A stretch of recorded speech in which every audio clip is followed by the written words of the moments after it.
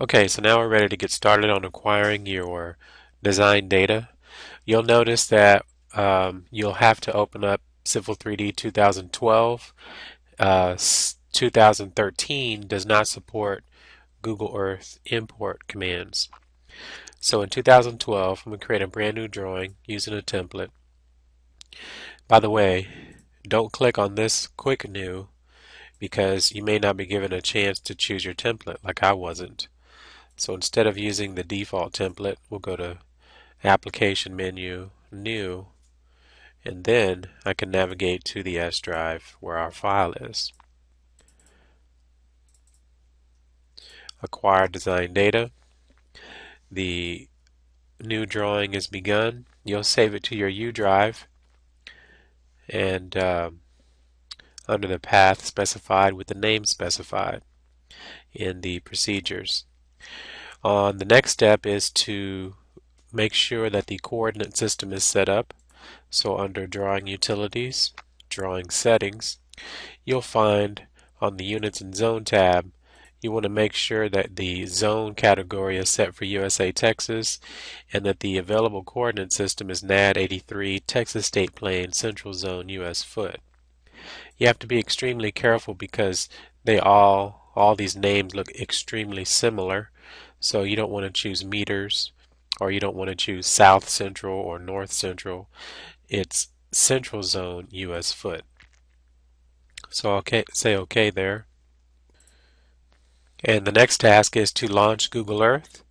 I have it running in the background. What you'll do is you'll need to enter your address or business name in the Fly To area. And I'm just going to type in ACC Northridge.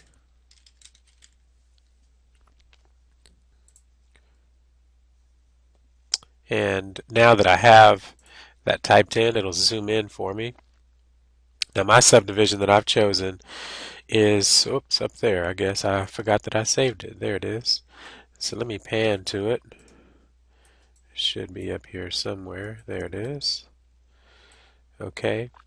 So I'm going to zoom into it. Now when you're going to zoom, you're going to want to make sure that your eye altitude over here on the bottom right is less than 4,000 feet because the more area of terrain that you see, the harder it is for the program to bring it in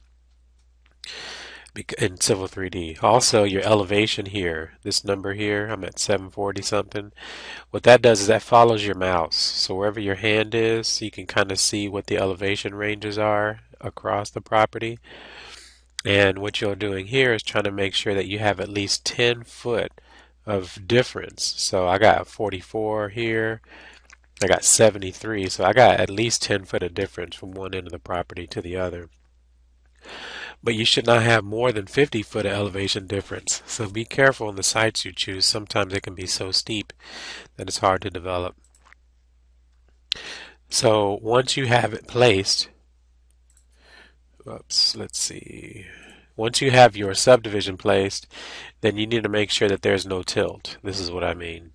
It's going to be very easy for you to mess it up. So the easiest way is to click on the roller ball on the mouse and drag it straight up. And then left click to pan, roller ball roll to zoom in or out. Right click is where you kind of zoom in and out, but it also tilts like that. You see that? So you don't want to do that. So press the roller ball, drag it straight up, and then zoom out to where you're seeing enough of your subdivision around the outside of it, and you're also less than 4,000 eye altitude. You're also going to mess up the north, so you need to click on the N so that it rotates so that it's relative to north. And whatever you have on the screen, leave it like this.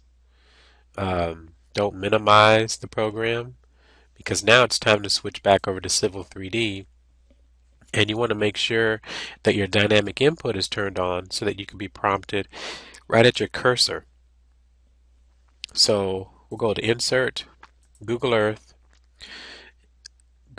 Image and Surface. And after a while, you'll be prompted with your coordinate system. If it appears that there's a delay in your coordinate system, look down at the bottom where you have our program icons. They'll be blinking.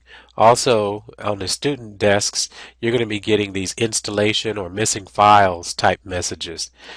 In either case, hit cancel every time. And it might do it like 5 or 10 times. Continue to hit cancel, cancel, cancel, cancel, cancel. And look down at the bottom of your programs. There's going to be orange blinking icons. Click on those and then click cancel and cancel and cancel until you get to this prompt. So I'll choose coordinate system so that the Google Earth data knows where to place it in my drawing because we set up the coordinate system. And it should just take a few seconds and it should bring in your model.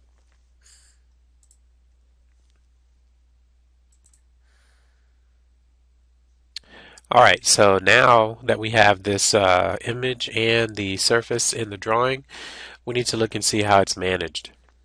So in the Insert tab of the ribbon, we'll go to Attach Reference, and we'll click on the External Reference dialog box icon here, and it should open up the palette. You'll see how it downloaded an image, but it saved it to the C drive. So if you are going to need to move to another desk or another room or even work at home, you can't have this. You can't leave it set to the C drive. So what you do is you click on the icon there, look to see what number it is, Google Earth I5D05. It'll give you just a unique number. And look in the path. Let's see, I'm in users on the C drive, and I'll scroll down to users. Then it says my name. So your path might be slightly different, but whatever it is, just navigate to it. Local, and then there's like a whole bunch of mess in here. Autodesk C3D 12 ENU, and somewhere in here should be my file. I've done this a few times. It looks like that's it right there. GE15 or I5D05. That looks right. What I'm going to do is I'm going to copy, right click on it and choose copy, and then I'll navigate to my U drive under 2421. You should have an images folder. If you don't, choose create new folder and put it in the images folder, and you can leave it with the same name. Oops, right click paste. So once you've pasted it, you can say open, and it'll reset your path to your U drive. So since it looks at your U drive, it's going to follow you around and not be missing. Okay, so now I'll close the XREF Manager, and that is how the image is managed from Google Earth into Civil 3D. How the surface is managed, where it downloaded it to, was right into the file, and under the Prospector tab of the tool space. If you don't have the tool space, it's this icon right there. You'll see that you have a surface. You might have surface 1, surface 2. I have surface 3 because I've done this a few times. But this is where you have your data now. So if you expand it, you'll see some stuff that you have access to. And but if I right click on surface 3 and choose surface properties on the statistics tab, you'll find under the general, there's your elevation. So here's where you need to check to make sure you're between 10 and 50 feet of difference of minimum and maximum. So that looks pretty good. So I'll choose cancel. And the other way to go to surface properties is pick on your actual surface in the drawing, and there's surface properties right there. It takes you to the same place. For now, you're going to set the surface style in surface properties to no display. That's done on the information tab. This way you don't see any contours. Actually, I goofed. It's not no display. It is surface properties we're going to set it to border only. That way you should still be able to see this green outer edge. What we're going to do next is we're going to draw the outer boundary property line. Okay, so now that we have set the surface style to border only, it won't get in our way when you're trying to draw the property lines. Typically, if you try to draw lines and you accidentally snap to contours, there's going to be a problem where your line work now has Z elevation. So it's pointing up in the air 800 feet up from zero, however high your surface is. So you don't want that. Right now I am on the 0 layer, and I'm going to start to use the line command. What you're trying to do, or polyline command, line is cool. What you're trying to do is estimate where you want the property line to be. So I'm going to click here, and you'll just make a judgment call on yours. You may know exactly where you want yours to be, but I'm just going to go ahead and estimate this one. Now this is not as pretty as the final ones that I end up having, but that's okay. I'm just going to show you kind of what you'll do. And I'm going to type C for close. So there's my property boundary.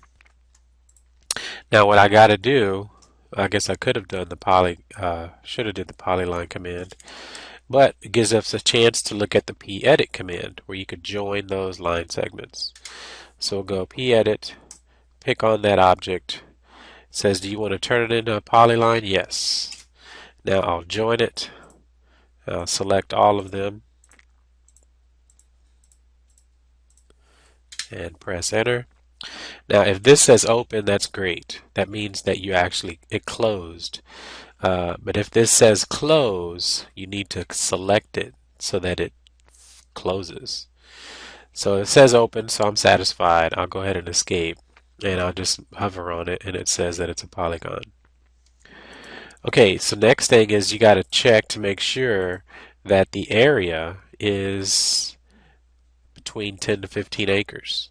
So I'll go to properties, and it tells me the area right there. Whatever number I get, I'll click the calculator and divide by 43,560. That's how many square feet there are in an acre. So now it tells me that I got 12 acres. So I like it. I'm between 10 and 15. If you need more, just make your property bigger, stretch it out, do whatever you got to do, and then recheck it.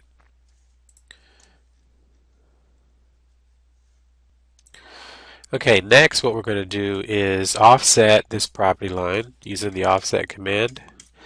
And it's going to go out about 100 feet toward the outside. And this is going to be used to trim off, so to speak, the outer boundary. Because all this green edge, that's all surface. We don't need that. We just need a hug right around our property. So on the Prospector tab where you have Surface 3, right click on Boundaries and choose Add. And for the name, 100-foot offset. It's an outer type, non-destructive. So we'll say OK and pick on the outside edge. Be careful not to choose the inside edge. Pick the outside edge. And now you'll see that the surface has now shrunk. So if you go to Surface Properties, you'll find that if you choose your contours existing 1 and 5 style, you'll see your contours. They're limited to just right around this edge, 100-foot offset.